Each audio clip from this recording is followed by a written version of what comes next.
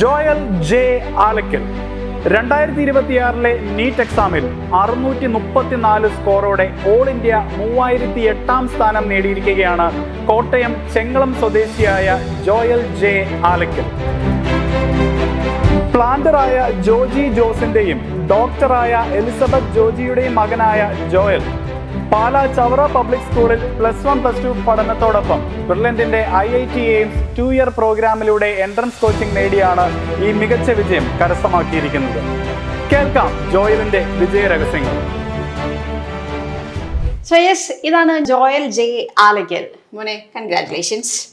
ഞാൻ ആദ്യം തന്നെ പറഞ്ഞതുപോലെ നമ്മുടെ കഴിഞ്ഞ നീറ്റ് എക്സാമില് ഓൾ ഇന്ത്യ റാങ്ക് 3008 അത് കൂടാണ്ട് 634 ആണ് അദ്ദേഹത്തിന് കിട്ടിയ സ്കോർ എന്ന് പറയുന്നത്. ആൻഡ് ജോയൽ, എന്ത് തോന്നുന്നു? ഇപ്പൊ ഇത്രയും വലിയൊരു വിജയമാണ് കരസ്ഥമാക്കിയിരിക്കുന്നത് അല്ലെ? എന്ത് തോന്നുന്നു ഈ റിസൾട്ട് ഒക്കെ അറിഞ്ഞപ്പോ? എന്താണ് മോന് ഫീൽ ആയത്?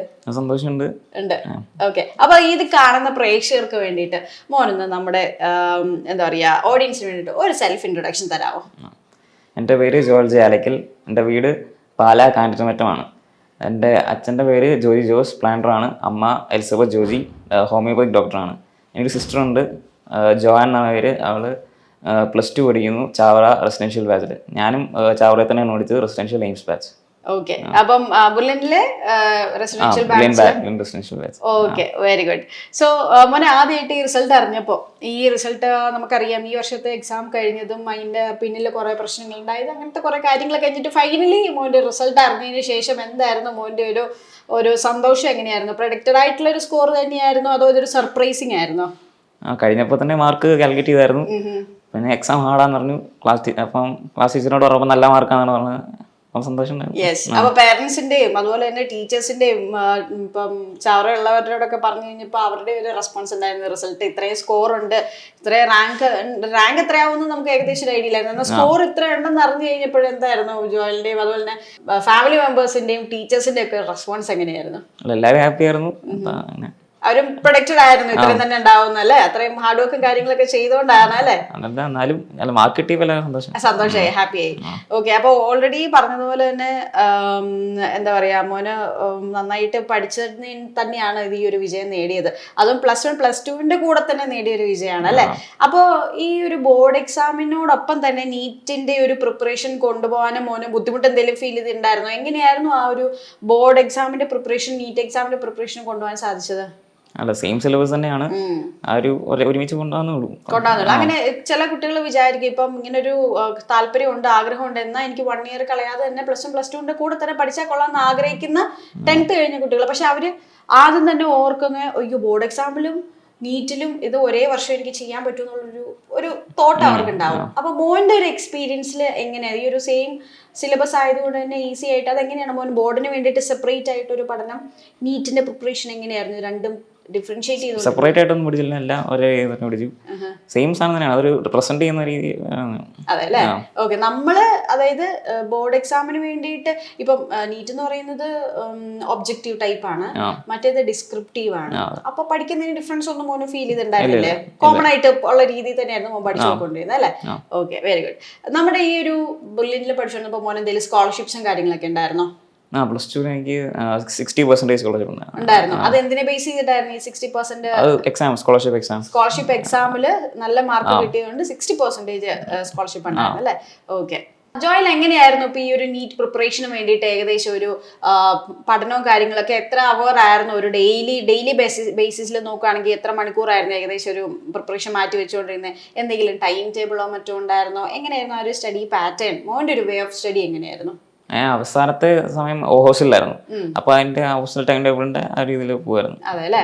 ഓക്കെ. അപ്പൊ നമ്മൾ ഈ ഒരു ഇൻ ടേംസ് ഓഫ് സബ്ജക്ട് വൈസിലേക്ക് വരുമ്പോൾ നമുക്കറിയാം ഈ ഫിസിക്സ് ആണ് നീറ്റിന്റെ പ്രിപ്പറേഷൻ വരുന്ന കുട്ടികൾക്ക് കുറച്ചൊരു ഡിഫിക്കൽട്ടി ഫേസ് ചെയ്യുന്ന ഫിസിക്സ് എന്ന് പറയുന്ന ഒരു സബ്ജക്റ്റിലായിരുന്നു.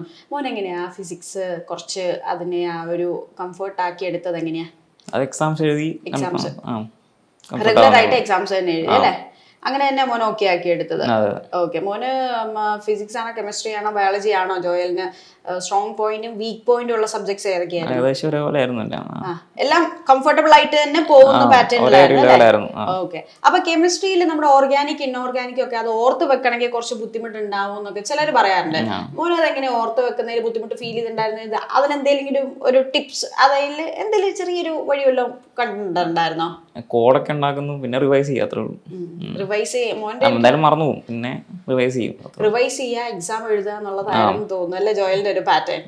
ഓക്കെ, അപ്പൊ ബയോളജിയിലേക്ക് വരുമ്പോഴത്തേക്കും പ്യുവർ NCERT ബേസ്ഡ് തന്നെയാണോ പൊക്കോണ്ടിരുന്നത്? NCERTയെ നല്ലോണം മനസ്സിലാക്കി പോവാനായിരുന്നു അല്ലേ?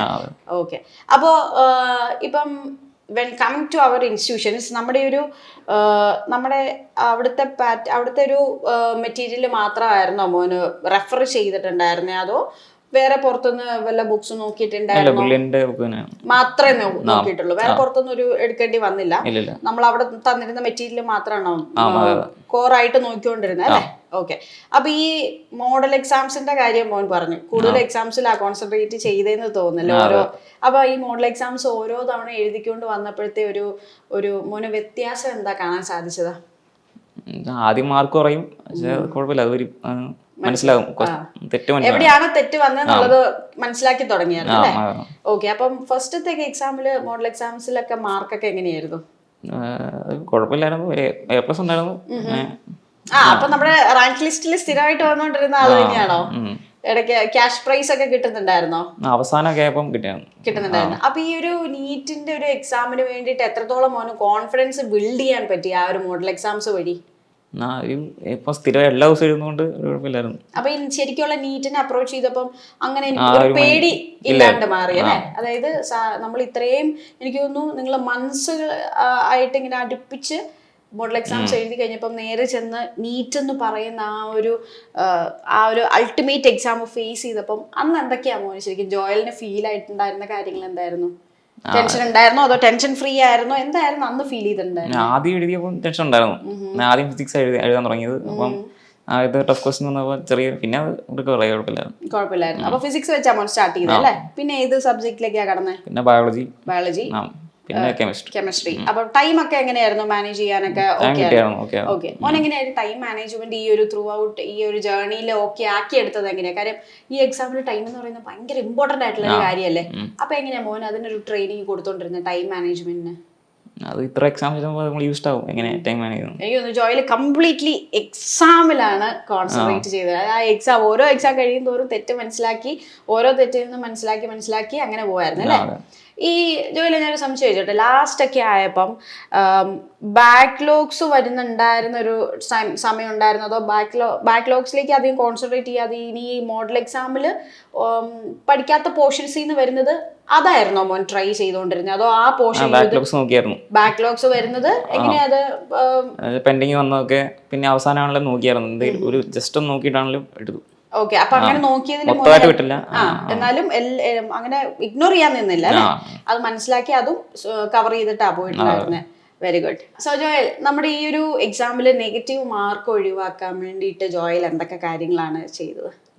ഓരോ ക്വസ്റ്റിനും ശ്രദ്ധിച്ചു, ക്വസ്റ്റ്യൻ മാക്സിമം മനസ്സിലാക്കാൻ കൃത്യമായിട്ട് മനസ്സിലാക്കി അനലൈസ് ചെയ്തതിന് ശേഷം പെട്ടെന്ന് എന്ന ഉത്തരത്തിലേക്ക് എത്താതെ മനസ്സിലാക്കിയിട്ട് ചെയ്യാൻ വേണ്ടി ശ്രമിച്ചു. ഓക്കെ, അപ്പൊ ഈ പഠനത്തിന്റെ ഇടയിൽ മോൻ എപ്പോഴെങ്കിലും ഡിസ്ട്രാക്റ്റഡ് ആയി പോകുന്ന ഒരു സമയം വരുമ്പോ എങ്ങനെയാണ് തിരിച്ച് ആ ഒരു കോൺസെൻട്രേഷൻ ഈ ഒരു നീറ്റിന്റെ പ്രിപ്പറേഷനിലേക്ക് തന്നെ കൊണ്ടെത്തിച്ചത് എങ്ങനെയായിരുന്നു? എപ്പോഴെങ്കിലും ഞാനൊന്ന് ഡിസ്ട്രാക്റ്റഡ് ആയി പോകും, അല്ലെങ്കിൽ ഒന്ന് ഡൗൺ ആയി പോകുന്നുണ്ടെന്ന് തോന്നുമ്പോൾ എങ്ങനെയാണ് മോനെ ഒന്ന് മോട്ടിവേറ്റ് ചെയ്യുകയും ഒന്ന് അപ്പ് ചെയ്തോണ്ടിരുന്നത് എങ്ങനെയായിരുന്നു? മാർക്ക് കുറയുമ്പോഴൊക്കെ പിന്നെ മാർക്ക് കുറച്ച് കൂടാൻ നോക്കും. ഓക്കെ, കുറച്ചുകൂടെ നന്നായിട്ട് പഠിക്കാനുള്ളൊരു മോട്ടിവേഷൻ വന്നോ അപ്പൊ അല്ലേ? യെസ്. ഓക്കെ, അപ്പൊ ഈ ഒരു കാലയളവിൽ എനിക്ക് തോന്നുന്നു +1 +2 കൂടെ തന്നെയുള്ള ആയതുകൊണ്ട് തന്നെ സോഷ്യൽ മീഡിയ അല്ലെങ്കിൽ ഇപ്പൊ ഈ പറഞ്ഞ പോലെ തന്നെ കുറച്ച് ഫാമിലി ഫങ്ഷൻസ് ഒക്കെ മിസ്സാക്കിയിട്ടുണ്ടാവില്ല ഈ ഒരു സീരിയസ് ആയിട്ടുള്ള പഠനം ആയതുകൊണ്ട് തന്നെ. അപ്പൊ അങ്ങനെ എന്തെങ്കിലും മോൻ സാക്രിഫൈസ് ചെയ്തിട്ടുണ്ടായിരുന്നോ, അതോ എല്ലാം ഒരു ഫ്ലോയിൽ തന്നെ എനിക്ക് ഒരേപോലെ കൊണ്ടുപോകാൻ സാധിച്ചു, ബാലൻസ് ചെയ്ത് കൊണ്ടെങ്കിൽ? സോഷ്യൽ മീഡിയ ഒക്കെ യൂസ് ചെയ്യുന്നുണ്ടായിരുന്നോ? ലാസ്റ്റത്തെ ഒക്കെ ടൈം ആയപ്പോ അത്രയും കോൺസെൻട്രേറ്റഡ് ആയിട്ടിരുന്നു. ഓക്കെ, മോനെ എപ്പോൾ തൊട്ടാ ഈ ഒരു ഡോക്ടർ എന്നുള്ളൊരു ആഗ്രഹം വന്നത്? ഫാമിലിയിലൊരു ഇൻസ്പിറേഷൻ വന്നിട്ടാണോ അതല്ലാതെ തന്നെ മോൻ എന്തെങ്കിലും ഒരു ഇൻസിഡന്റ്, ഇനി ആരെങ്കിലും മോട്ടിവേഷൻ അങ്ങനെ എന്തെങ്കിലും ഉണ്ടായിരുന്നോ? തന്നെ ആണ് അമ്മയെ പോലെ ഒരു ഡോക്ടർ ആവണമെന്ന് ഉള്ളതാണ് ആഗ്രഹം. ചുമ്മാ എപ്പോഴാണ് ഇങ്ങനെ ഒരു 10th കഴിഞ്ഞപ്പോഴാണ് ഇങ്ങനെ എന്നാ ഡോക്ടറിന്റെ ഒരു ഡോക്ടർ ആയേക്കാം, അല്ലെങ്കിൽ അതാണ് എൻ്റെ ഒരു ആഗ്രഹം, അതോ ചെറുപ്പം തൊട്ട് തന്നെ അങ്ങനെ ഒരു ആഗ്രഹം ഉണ്ടായിരുന്നോ? അല്ല, ഇതിലങ്ങ് വന്ന 10th കഴിഞ്ഞപ്പോ തോന്നി എന്നാ പിന്നെ ട്രൈ ചെയ്യാം, അങ്ങനെയായിരുന്നോ? Okay, very good. ശ്രദ്ധയോടെയും കരുതലോടെയും ഒക്കെ പഠിക്കേണ്ട ഒരു ജേർണിയാണ് നീറ്റ് എന്ന് പറയുന്നത് അല്ലേ? അതിൽ ഫാമിലിയുടെ സപ്പോർട്ട് എങ്ങനെയായിരുന്നു മോനെ? അത് ഒരു മാർക്ക് കുറയുമ്പോഴും നമ്മളെ മോട്ടിവേറ്റ് ചെയ്യും, സപ്പോർട്ട് ഉണ്ടായിരുന്നു, ആദ്യം തൊട്ട് ഉണ്ടായിരുന്നു. അത് മോന്റെ ആഗ്രഹത്തിനോടൊപ്പം തന്നെ ചേർന്ന് നിന്ന് തന്നെ പോയല്ലേ അവര്? ഓക്കെ. അപ്പം ഈ മോന്റെ ഒരു ബ്രില്യൻറ്റും ആയിട്ടുള്ള ഒരു അസോസിയേഷനിൽ മോൻ എന്താണ് ഫീൽ ചെയ്തത്? കാര്യം ഇവിടെ വന്ന് ആ +1 +2 കൂടെ തന്നെ പഠിച്ചിട്ട് എന്താണ് മോൻ ഈ ഒരു നീറ്റിന്റെ പ്രിപ്പറേഷനിൽ എത്രത്തോളമാണ് മോനെ ബ്രില്യൻറ്റ് ഹെൽപ്പ് ചെയ്തത്? അതിന്റെ ആ ഒരു സിസ്റ്റം പെർഫെക്റ്റ് ആയിരുന്നു. എന്ന് വെച്ചാൽ അതിനിട്ട് നമ്മൾ എന്ത് ചെയ്യണമെന്ന് പറഞ്ഞിട്ടുണ്ട്, അതിന്റെ കൂടെ അങ്ങ് പോയാൽ മതി. എക്സാംസും റെഗുലറായിട്ട് എഴുതി ചെയ്താൽ മതി. ഇപ്പൊ സ്റ്റാർട്ടിങ്ങില് മോന് +1 ഒന്ന് ആലോചിച്ച് നോക്കിയാൽ, ഇപ്പൊ അങ്ങോട്ടേക്ക് ഒന്ന് ചിന്തിച്ചു നോക്കുമ്പോൾ +1 സ്റ്റാർട്ട് ചെയ്ത്, അതായത് മോന്റെ ഒരു പ്രിപ്പറേഷൻ തുടങ്ങി കഴിഞ്ഞപ്പം നീറ്റിന്റെ ഒരു ജേർണി എവിടെയായിരുന്നു? മോന്റെ ഒരു കോൺഫിഡൻസ് ലെവൽ എത്രത്തോളം ആയിരുന്നു? അതിനുശേഷം +2 ലാസ്റ്റ് 2026 ഒരു ജനുവരി ഒക്കെ ആയിരുന്നപ്പോൾ ഈ രണ്ടും തമ്മിലുള്ള വ്യത്യാസം എങ്ങനെയാണ് മോന് ഫീൽ ചെയ്തത്? ആദ്യം സ്റ്റാർട്ട് ചെയ്തപ്പോൾ എവിടെയായിരുന്നു, പിന്നെ ഇത്രയും 2 വർഷത്തെ മോന്റെ ആ ഒരു പഠനത്തിന് ശേഷം ഈ വർഷം 2026 ജനുവരി ഒക്കെ ആയപ്പോൾ മോന്റെ ഒരു കോൺഫിഡൻസ് ലെവൽ എന്താണ് ആ ഒരു ഡിഫറൻസ് തോന്നിയത്? ഈ ഒരു മോൻ തന്നെ പറഞ്ഞു സിസ്റ്റമാറ്റിക് ആയിട്ടുള്ള ഒരു സ്റ്റഡി ആയതുകൊണ്ട് തന്നെ ആ ഒരു കോൺഫിഡൻസ് ലെവലിലുള്ള വ്യത്യാസം എന്താ തോന്നിയത്? അതൊരു ഇവര് പറയുന്ന രീതി തന്നെ പോകുന്നതുകൊണ്ട് വലിയ വ്യത്യാസമൊന്നുമില്ല. അതിന്റെ കൂടെ സ്റ്റാർട്ടിങ് തൊട്ട് തന്നെ എനിക്ക് തോന്നുന്നു മോനെ ഒരു ടോപ്പ് ലെവലിൽ തന്നെയായിരുന്നു മെയിൻറ്റെയിൻ ചെയ്ത് പോയിക്കൊണ്ടിരുന്നത്. ഇടയ്ക്കിടയ്ക്കൊക്കെ അത്യാവശ്യം കുഴപ്പമില്ലാതെ തന്നെയായിരുന്നു. ഓക്കെ. അപ്പോൾ ജോയില് നമ്മുടെ റെസിഡൻഷ്യൽ ബാച്ച് ആയിരുന്നു എന്ന് പറഞ്ഞു, ചവറയിലായിരുന്നു. അപ്പോൾ അവിടുത്തെ ഒരു സ്റ്റുഡൻസ് തമ്മിലുള്ള മോൻ്റെ ഒരു എന്താ പറയുക റിലേഷനും അവിടുത്തെ ഒരു ഹെൽത്തി കോമ്പറ്റീഷനും എങ്ങനെയായിരുന്നു മോൻ അവിടുത്തെ ഓരോ കാര്യങ്ങളും ഒന്ന് ഫീൽ ചെയ്തിട്ടുണ്ടായിരുന്നു? അവിടെ നല്ലതായിരുന്നു, ഫ്രണ്ട്സ് ഉണ്ടായിരുന്നു. അങ്ങനെ അവരെല്ലാവരുമായിട്ട് ഹെൽത്തി ഒരു കോമ്പറ്റീഷൻ തന്നെയായിരുന്നു. അവിടെയുള്ള മോന്റെ ഫ്രണ്ട്സിനൊക്കെ നല്ല സ്കോർ കിട്ടിയാ? നമ്മുടെ ബാച്ചിലുള്ള എല്ലാവർക്കും തന്നെ അത്യാവശ്യം നല്ല സ്കോർ ഉണ്ടല്ലേ? Okay okay. മോനപ്പോ ഇനി ഏത് കോളേജിലേക്കാണ് ആഗ്രഹം? അതായത് MBBS സീറ്റ് എവിടെയാണ് പോകണമെന്ന് ആഗ്രഹിക്കുന്നത്? കോട്ടയം മെഡിക്കൽ കോളേജ് അടുത്ത് തന്നെ? വീടിന്റെ അവിടുന്ന് ഒരുപാട് ദൂരം ഒന്നും പോകാൻ താല്പര്യമില്ല തോന്നുന്നല്ലേ? ഇല്ല, വീടിന്റെ ചുറ്റുവട്ടത്ത് തന്നെ നിൽക്കാനാണ് ആഗ്രഹം അല്ലെ? ഓക്കെ. മോന് സ്പെഷ്യലൈസേഷൻ ഇപ്പോഴേ എന്തെങ്കിലും വല്ല ആഗ്രഹം ഉണ്ടോ? ഇല്ല. അത് ആ പോകുന്ന സമയത്ത് നമുക്ക് താല്പര്യം തോന്നുന്ന ഏതാന്ന് വെച്ചാൽ അങ്ങനെ അങ്ങനെയാ നോക്കാന്ന് വിചാരിച്ചാ അല്ലെ? ഓക്കെ. അപ്പൊ ഇനി നമ്മുടെ മോന്റെ ജൂനിയേഴ്സ് ആയിട്ടുള്ള ആളുകൾ വരുന്നുണ്ട് അല്ലെ? 2027 28 ഒക്കെ നീറ്റ് പ്രിപ്പറേഷന് വേണ്ടി താല്പര്യപ്പെടുന്ന ആഗ്രഹിക്കുന്ന കുട്ടികളുണ്ട്. അവരുടെ അടുത്ത് ജോയൽ എന്താണ് പറയാനുള്ളത്? എക്സാംസ് എഴുതാൻ മാർക്ക് കുറയും, പക്ഷെ അത് പിന്നെയും വരും. ഒരു തെറ്റ് മനസ്സിലാക്കാന്നുള്ളതാണ് കാര്യം. മാർക്ക് കുറയുന്നുണ്ട്, വേറെ ഒന്നും ഇല്ല. പിന്നെ പ്രോപ്പറായിട്ട് ഇതിന്റെ കൂടെ അങ്ങ് പോയാൽ മതി. നമ്മൾ പോകുന്ന വഴി കറക്റ്റായിട്ട് വെച്ചിട്ടുണ്ട്, അതിന്റെ കൂടെ പോയാൽ മതി. എനിക്ക് തോന്നുന്നു ജോയലിനുമായിട്ട് സംസാരിച്ചപ്പോൾ എനിക്ക് മനസ്സിലായ ഒരു കാര്യം എന്ന് പറഞ്ഞാൽ, മാർക്ക് കുറഞ്ഞു പോകുന്നതാണെങ്കിലും എന്താണെങ്കിലും എക്സാംസ് നല്ലോണം കോൺസെൻട്രേറ്റ് ചെയ്ത് എഴുതുക എന്നുള്ളത് ജോയലിന്റെ ഒരു ടിപ്പായിരുന്നു തോന്നുന്നു അല്ലെ? ഒരു എക്സാംസും മുടങ്ങാതെ മോഡൽ എക്സാംസ് എല്ലാം കംപ്ലീറ്റ് ആയിട്ട് ചെയ്തത്. അപ്പം ഞാൻ ചോദിക്കുമ്പോഴേ സിമ്പിൾ ആയിട്ടാണ് പറയുന്നത്, മാർക്ക് കുറഞ്ഞിട്ടുണ്ട്, അടുത്ത എക്സാമിന് മാർക്ക് കൂടിയിട്ടുണ്ട്. അതുപോലെ തന്നെ ഇതിപ്പോൾ ഏതെങ്കിലും എക്സാമിന് നിങ്ങൾക്ക് മാർക്ക് കുറഞ്ഞിട്ടുണ്ടെങ്കിൽ പേടിക്കേണ്ട, അടുത്ത എക്സാമിൽ അത് എങ്ങനെ കൂട്ടാം എന്ന് വേണം ചിന്തിക്കാൻ അല്ലേ? യെസ്. സോ ഇത് മാത്രമല്ല, മോൻ്റെ ഒരു ഗ്രേറ്റ് സപ്പോർട്ടായിട്ട് ഒരുപാട് ആളുകൾ ഉണ്ടായിരുന്നു. നമുക്ക് അവരുടെയൊക്കെ വാക്കുകളിലേക്ക് പോവാം. സോ യെസ്, ഞാൻ പറഞ്ഞതുപോലെ തന്നെ മോൻ്റെ ജോയലിന്റെ കൂടെ ഒരുപാട് ആളുകൾ സപ്പോർട്ടായിട്ട് നിന്നിട്ടുണ്ടായിരുന്നു. അപ്പൊ അതിലൊരാളാണ് ഇന്ന് നമ്മുടെ ഒപ്പം ജോയിൻ ചെയ്യുന്നത്. ആൻഡ് ജോയൽ, എങ്ങനെയായിരുന്നു മോൻ്റെ പഠിച്ചുകൊണ്ടിരുന്നപ്പോൾ? റെസിഡൻഷ്യൽ ബാച്ച് ആയിരുന്നു, ചാവറയിലായിരുന്നു. അവിടുത്തെ സ്റ്റാഫിന്റെയും ശ്രീനാഥ് സാറിന്റെയും ടീച്ചേഴ്സിന്റെ ഒക്കെ സപ്പോർട്ട് എങ്ങനെയായിരുന്നു ജോയലെ? ചാവറലിന്റെ ക്ലാസ് ടീച്ചർ മേരി മിസ് ആയിരുന്നു, ഭയങ്കര സപ്പോർട്ടായിരുന്നു. എല്ലാ ബ്രില്യൻ്റെ കാര്യങ്ങളൊപ്പം അന്വേഷിക്കുമായിരുന്നു.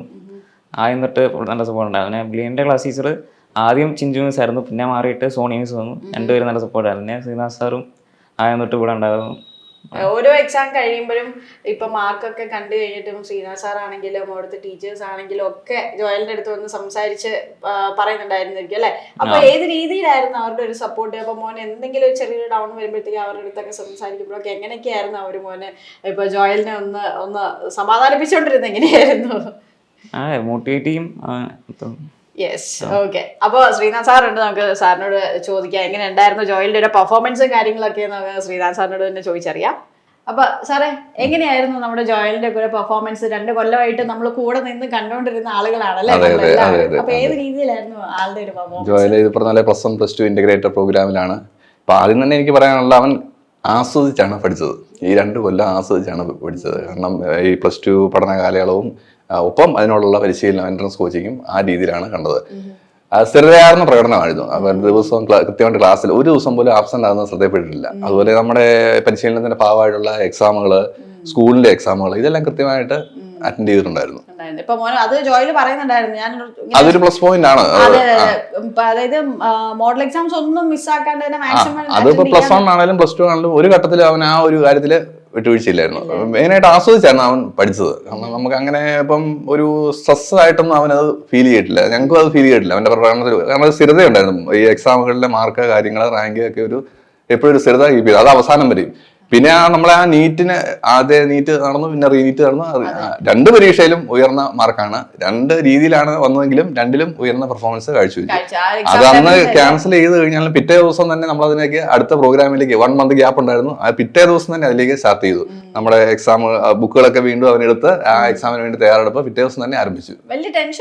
ഇല്ലില്ല, കാരണം അതാ ആദ്യം മുതൽ അത് കീപ്പ് ചെയ്തു എന്നുള്ളതാണ്. കാരണം ആ ഒരു ഘട്ടത്തിൽ പോലും പത്രയില്ല. എനിക്ക് തോന്നുന്നു ജോലിയായിട്ട് സംസാരിച്ചപ്പോൾ ആള് കൂളാണ്. ആള് ഒരു ഓക്കെ ആയിട്ടുള്ള രീതിയിൽ ഇപ്പം എക്സാം ഇപ്പൊ ഏത് രീതിയിൽ പഠിക്കുന്ന കാര്യം ചോദിച്ചപ്പോഴാണ് അങ്ങനെ പഠിച്ചാൽ. അല്ല, അവന് ഒരു കാഴ്ചപ്പാടുണ്ടായിരുന്നു. നമ്മള് അറേഞ്ച് ചെയ്ത് കൊടുക്കുന്നതിനപ്പുറം ഇതെങ്ങനെ കൃത്യമായിട്ട് ചിട്ടപ്പെടുത്തി മുന്നോട്ട് കൊണ്ടുപോകണം എന്നുള്ള കാഴ്ചപ്പാട് അവന് ഒരു വ്യക്തത ഉണ്ടായിരുന്നു. അതാണ് ഒരു എനിക്ക് തോന്നുന്നു നമ്മള് ടീച്ചേഴ്സിനെ സംബന്ധിച്ച് ഇങ്ങനെയുള്ള കുട്ടികളെ കാണുമ്പോൾ നമുക്ക് സന്തോഷം. ഇങ്ങനെയുള്ള ആളുകൾ നമ്മുടെ അത് ചേർന്ന് നിൽക്കാൻ ഞങ്ങൾക്ക് സന്തോഷമാണ്. അതെ, ഇവരെയൊക്കെ ഒന്ന് കറക്റ്റ് ആയിട്ട് നമുക്ക് പറഞ്ഞു കൊടുത്ത് ഇവരത് മനസ്സിലാക്കി തന്നെ ചെയ്യുന്നു, അത് കേൾക്കുകയും ചെയ്യും. ആ കേൾക്കാനുള്ള മനസ്സ് ഉണ്ട്. അപ്പൊ അത് നമുക്ക് കൂടുതൽ ഊർജ്ജമാണ് മുന്നോട്ട് പോകാനും ഇവരോടൊപ്പം നിൽക്കാനും ഒക്കെ നമുക്കത്. അതുകൊണ്ട് തന്നെയാണ് ഇന്ന് നമ്മൾ ഇത്രയും ഹാപ്പി ആയിട്ട് ജോയലിന്റെ വീട്ടിൽ അതെ. വന്നിരിക്കുന്നത്. പിന്നെ പേരൻസിന് സപ്പോർട്ട് ഒരു വലിയ ഘടകം തന്നെയാണ്. കാരണം ഇതിപ്പം നമ്മളെല്ലാം ഒരുമിച്ച് ഒരു ടീമായിട്ടാണ് മുന്നോട്ട് പോയിക്കൊണ്ടിരുന്നത്. ജോയലിന്റെ അമ്മയാണെങ്കിലും അച്ഛനാണെങ്കിലും ഇപ്പൊ അനിയത്തി ഇതേ പ്രോഗ്രാമിൽ തന്നെ IIT ബാച്ചിൽ ഉണ്ട്. ഇതേ പാതയിലൂടെയാണ് അനിയത്തി മുന്നോട്ട് പോകുന്നത്. തീർച്ചയായിട്ടും. അപ്പൊ അതൊരു ഫാമിലി ആയിട്ടാണ് മുന്നോട്ട് പോകുന്നത്. ഫുൾ ആളുകൾ സപ്പോർട്ട്. ആദ്യം എനിക്ക് തോന്നുന്നു ജോയില് ഹോസ്റ്റൽ അല്ലായിരുന്നു, പിന്നീടാണ് ഹോസ്റ്റലിലേക്ക് വന്നതെന്ന് പറഞ്ഞു. അതെ. അപ്പൊ അത് ആ അവസാനം ആ എക്സാമിന് വേണ്ടിയുള്ള പ്രിപ്പറേഷൻ, സമയത്തിന്റെ വില കൃത്യമായിട്ട് അത് മനസ്സിലാക്കി. കാരണം യാത്രകൾ ഒഴിവാക്കുക, അപ്പം അത്രയും കൂടെ സമയം ഇരുന്ന് തയ്യാറെടുക്കാൻ വേണ്ടി തന്നെയാണ് ഹോസ്റ്റലിലേക്ക് വന്നത്. ഓക്കെ. അപ്പൊ നമ്മൾ അവിടെ ഇരുന്ന് ഹോസ്റ്റലിലേക്കൊക്കെ ഹോസ്റ്റലിലെ കേസുകളൊക്കെ വരുമ്പോഴത്തേക്ക് അവിടെ വരുമ്പോഴത്തേക്ക് ആള് കോൺസെൻട്രേറ്റ് ചെയ്ത് പഠിക്കുന്നതൊക്കെ നമുക്ക് സ്ഥിരമായിട്ട് കാണാൻ പറ്റും. കാരണം ഒരു ചേഞ്ചസും വന്നിട്ടില്ല. നമുക്കിപ്പം വന്നു കഴിഞ്ഞാൽ, കാരണം അവൻ എങ്ങനെയാണോ പഠിച്ചു പോയത് അതേ അവൻ ആ സമയത്തിന് കൂടുതൽ ഇമ്പോർട്ടൻസ് കൊടുത്ത് അപ്പൊ കൂടുതൽ കാര്യങ്ങൾ പഠിക്കാനായിട്ട് ആ ഒരു അവസരം വിനിയോഗിച്ചു. ഓക്കെ. അപ്പൊ അതുകൊണ്ട് തന്നെയാണ് ഇത്രയും നല്ലൊരു സ്കോറും മേടിച്ച് ഓൾ ഇന്ത്യ ലെവലില് 3008 റാങ്ക്. തീർച്ചയായിട്ടും നല്ലൊരു നേട്ടം തന്നെയാണ്. ലക്ഷങ്ങൾ ഏകദേശം 20 ലക്ഷത്തോളം 20-25 ലക്ഷത്തോളം കുട്ടികൾ എഴുതിയത് 3008 റാങ്ക് എന്ന് പറയുമ്പോൾ ഓൾ ഇന്ത്യ ലെവലിൽ അല്ലേ. നമ്മള് നമ്മുടെ സ്കൂളിലെ ആണെങ്കിലും ഒരുപാട് സ്റ്റുഡൻസിനാണ് ഇതുവരെ നല്ല. ഇപ്പം അതിപ്പം നമ്മളിപ്പോ ഈ എൻട്രൻസിന് പെർഫോം ചെയ്യുന്ന പോലെ തന്നെ സ്കൂള് ഫുൾ A+ ലെവലിലേക്ക് അവന് എത്തി. എല്ലാ സബ്ജക്റ്റിനും A+. ബോർഡ് എക്സാമിന് നല്ല സ്കോർ വന്നു. ഞാൻ ചോദിച്ചിട്ടുണ്ടായിരുന്നു ബോർഡ് എക്സാമും മോഡൽ എക്സാമും. അതിപ്പോ സ്കൂളിൽ നടക്കുന്ന എക്സാമുകളാണേലും അതിലും നന്നായിട്ട് സ്ഥിരതായ പ്രകടനം അത് കാഴ്ചവെക്കാൻ സാധിക്കും. കൺസിസ്റ്റൻസി നല്ലതായിട്ട് മെയിൻറ്റെയിൻ ചെയ്യാൻ പറ്റി. ഓക്കെ. അപ്പൊ വെരി ഗുഡ്. സോ അടുത്താണ് നമ്മുടെ ജോയിലിന്റെ ഏറ്റവും വലിയ സപ്പോർട്ടേഴ്സ് ആയിട്ടുള്ള ജോയിലിന്റെ ഫാമിലിയെ കൂടെ നമുക്ക്. യെസ്. നമ്മൾ ഇത്രയും നേരം പറഞ്ഞതിൽ നമ്മുടെ ജോയിലിന്റെ ഏറ്റവും വലിയ സപ്പോർട്ടേഴ്സ് ആയിട്ടുള്ള ടീച്ചേഴ്സും പാരൻസും പാരൻസ് ഇവിടെ എത്തിയിട്ടുണ്ട്. നമുക്ക് അവരെ ഓൾറെഡി നമ്മൾ ജോയില് പരിചയപ്പെടുത്തിയിരുന്നു. സർ നമസ്കാരം. സർ, അപ്പോൾ ഈ ഒരു മാർക്കിന്റെ കാര്യങ്ങളൊക്കെ അറിഞ്ഞു കഴിഞ്ഞപ്പോൾ ജോയിലിന്റെ മാർക്ക് ഏകദേശം ഫൈനലൈസ് ആയി, നമ്മൾ ആ ഒരു റിസൾട്ട് പ്രഖ്യാപിച്ചു കഴിഞ്ഞപ്പോൾ ഒഫീഷ്യലി ഇത്രയാണ് മാർക്ക് എന്ന് അറിഞ്ഞു കഴിഞ്ഞപ്പോൾ ആദ്യം നമ്മുടെ മനസ്സിലേക്ക് വന്ന ഒരു സന്തോഷം എങ്ങനെയായിരുന്നു? അവൻ്റെ 10ാം ക്ലാസ് കഴിയുമ്പോഴുള്ള ആഗ്രഹമായിരുന്നു ഡോക്ടർ ആകുക എന്നുള്ളത്. അതിനുവേണ്ടി ബിൽഡിൻ്റെ ഇന്റഗ്രേറ്റഡ് ബാച്ചിൽ ചേരി ചാവറയിലുമായി പഠിച്ചു. അതിന് നല്ലൊരു റിസൾട്ട് കിട്ടി. അതിനുള്ള സന്തോഷമുണ്ട്. നമ്മൾ ഏകദേശം ഇത്രയും തന്നെ പ്രതീക്ഷിച്ചിട്ടുണ്ടായിരുന്നു മോനെ. ആ ഒരു മോന്റെ പഠനവും കാര്യങ്ങളൊക്കെ അത്രത്തിൽ തന്നെയായിരുന്നു. സ്കൂളിലും ആ രീതിയിൽ പോകുന്നുണ്ടായിരുന്നു. ബിൽഡിന്റെ കോച്ചിങ്ങും അതേ രീതിയിൽ നല്ല രീതിയിൽ പോകുന്നുണ്ടായിരുന്നു. ഇപ്പം ഇടയ്ക്കിടയ്ക്ക് വന്നിട്ട് മോനെ എപ്പോഴെങ്കിലും ഡൗൺ ആയി പോകുന്ന ഒരു സമയമോ അല്ലെ നമ്മൾ ഏത് രീതിയിലാണ് മോനെ എപ്പോഴും വിളിച്ച് മോട്ടിവേറ്റ് ചെയ്യുകയും കാണാനൊക്കെ ചെല്ലുകയും ഇപ്പൊ അധികം ദൂരമൊന്നും ഇല്ലാത്തതുകൊണ്ട് തന്നെ ഇടയ്ക്ക് പോയി കാണാനൊക്കെ സാധിക്കായിരുന്നു അല്ലേ? എല്ലാ ആഴ്ചയിലും പോവായിരുന്നു. പോവായിരുന്നു. അവസാനത്തെ ഒരു 6 മാസം ഹോസ്റ്റലിൽ നിന്നുള്ളൂ. ആഹാ.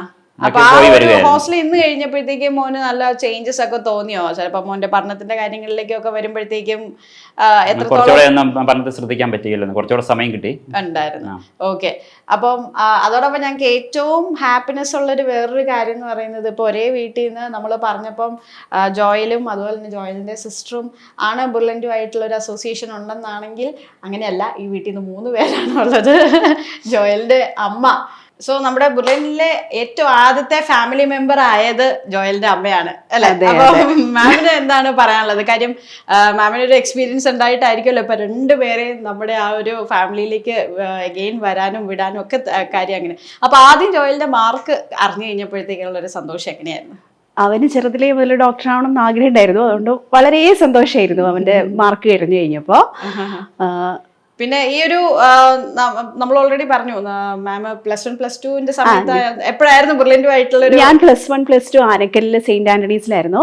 അപ്പം സാറ്റർഡേ ആണ് അന്ന് ബ്രില്യന്റിന്റെ കോച്ചിങ് അവിടെ ഉള്ളത്. ആ സാറ്റർഡേ ബാച്ചിൽ ഞങ്ങൾ ഉണ്ടായിരുന്നു. അപ്പൊ അന്നത്തെ ആ ഒരു ഓർമ്മകളിലേക്ക് പോവുകയാണെങ്കിൽ എന്തൊക്കെയായിരുന്നു മാമിന് അന്നത്തെ കാര്യങ്ങളും, അല്ലെങ്കിൽ അന്നത്തെ ഒരു ക്ലാസിന്റെ രീതിയും? അന്നത്തെ ബ്രില്യന്റും ഇന്നത്തെ ബ്രില്യന്റും നല്ല വ്യത്യാസമുണ്ട് അല്ലെ? അപ്പൊ അന്നത്തെ ഒരു ഓർമ്മകളിലേക്ക് തിരിഞ്ഞു നോക്കുകയാണെങ്കിൽ എന്തൊക്കെയായിരുന്നു മാമിന്റെ ആ ഒരു മെയിൻ ബ്രില്യന്റ് മെമ്മറീസ്? അന്നത്തെക്കാട്ടും ഫാർ ബെറ്റർ ആയി ശരിക്കും. ഇപ്പം അത്രയും അഡ്വാൻസ്ഡ് ആയി. ഇവര് അത്രയും സപ്പോർട്ടീവ് ആണ് ഇപ്പൊ ബ്രില്യന്റ്. അന്ന് ഞങ്ങളെ അന്നത്തേന്ന് വെച്ചാൽ അന്നത്തെ ആയിട്ട് കൺസിഡർ ചെയ്യാനേ പറ്റില്ല ഇപ്പോഴത്തെ ബ്രില്യന്റിന്റെ ഇത്. കാരണം അത്ര ഹൈപ്പിലെത്തി ബ്രില്യന്റ്. അപ്പൊ ആ ഒരു സമയത്ത് മാമിന് ബ്രില്യന്റിനോട് ഉണ്ടായിരുന്ന ആ ഒരു വിശ്വാസവും ഒരു താല്പര്യവും ആയിരിക്കുമല്ലോ സ്വാഭാവികമായിട്ടും 2 പേരെയും നമ്മുടെ അങ്ങോട്ടേക്ക് വരാനും അല്ലെ? എങ്ങനെയാണ് മക്കളൊരു താല്പര്യം എപ്പോ തൊട്ടാണ് ഓക്കെ ഇങ്ങനെയൊക്കെയാണ് എനിക്ക് ഡോക്ടർ ആണെന്നാണ്, ഇപ്പം ഒരാള് IIT ആണ് ലക്ഷ്യം വെച്ചേക്കുന്നത്, അങ്ങനെയാണെങ്കിൽ ബ്രില്യന്റിലേക്ക് എത്തിച്ചേക്കാം എന്ന് എങ്ങനെയാണ് മാം ആ ഒരു ബ്രില്യന്റ് ചൂസ് ചെയ്യാനുള്ള ഒരു റീസൺ മാമിന്റെ ആ ഒരു അന്നത്തെ എക്സ്പീരിയൻസ് തന്നെയായിരുന്നോ? അന്നത്തെ എക്സ്പീരിയൻസ് ആണ്. പിന്നെ ബ്രില്യന്റിന് വേറൊരു ചോയ്സ് ഇല്ല, നമുക്ക് ബ്രില്യന്റ് തന്നെയാണല്ലോ എപ്പോഴും ഒരു ചോയ്സ് മുമ്പിൽ. യെസ്. ഓക്കെ. അപ്പം മോന്റെ ഈ ഒരു താല്പര്യങ്ങളുടെ അനുസരിച്ച് നമ്മളിങ്ങനെ ഈ ജേർണി കംപ്ലീറ്റ് ആയിട്ട് നേരിട്ട് നിന്ന് കണ്ടുകൊണ്ടിരിക്കുകയായിരുന്നു.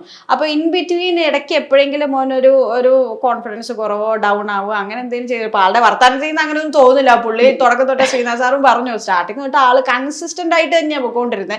അതുകൊണ്ട് അങ്ങനെ വേറെ പ്രശ്നമൊന്നും ഉണ്ടായിരുന്നില്ല എന്ന്. പക്ഷെ നമ്മളിപ്പോ ഇങ്ങനത്തെ ഒരു മത്സര പരീക്ഷ നേരിടുന്ന കുട്ടികളുടെ രക്ഷിതാക്കൾ എന്ന് പറയുമ്പോൾ എന്തൊക്കെ രീതിയിലായിരിക്കണം നമ്മൾ കുട്ടികളെ, ഏത് രീതിയിലായിരിക്കും മാമിന്റെ ഒരു അഭിപ്രായത്തിൽ അവരെ നോക്കേണ്ടത്, അല്ലെങ്കിൽ അവർക്ക് ഏത് രീതിയിലായിരിക്കും ഒരു മോട്ടിവേഷൻ കൊടുക്കാൻ സാധിക്കുന്നത്? ഒത്തിരി സ്ട്രെസ്ഡ് ആവാതെ നോക്കുക, നമ്മൾ കൂടുതൽ സ്ട്രെസ് ഒന്നും കൊടുക്കാണ്ടിരിക്കുക.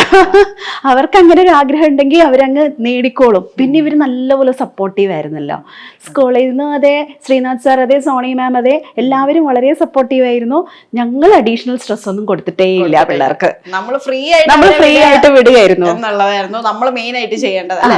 ഞങ്ങള് കൂടുതൽ ഒരു എക്സ്ട്രാ സ്ട്രഗിൾ അവർക്ക് കൊടുത്തിട്ടേ ഇല്ല കേട്ടോ.